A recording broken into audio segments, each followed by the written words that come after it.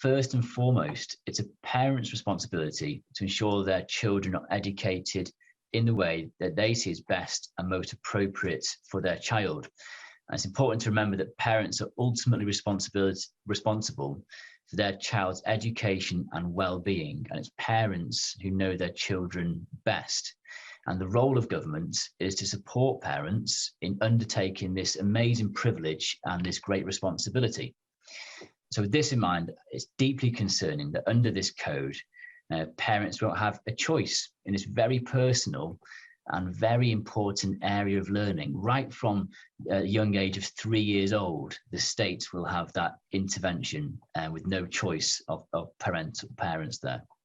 And indeed, I've had a number of teachers actually contact me regarding their concerns at this shift from traditional parent-led model education to now much more responsibility and pressure being put on them as teachers. So aside from that parental choice, I've also had teachers get in touch to express their concern, the lack of protection afforded to girls and women in this code. And I'd like to quote from one teacher who wrote to me on this matter, and they said, "The Welsh Government are promoting an ideology in our schools which is not supported by strong evidence.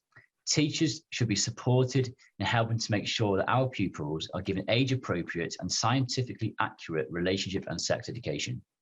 We should also be supporting the Equality Act 2010, where sex is a protected characteristic under the provision of single-sex services. Spaces and protections are permitted to ensure women's safety, privacy, and dignity."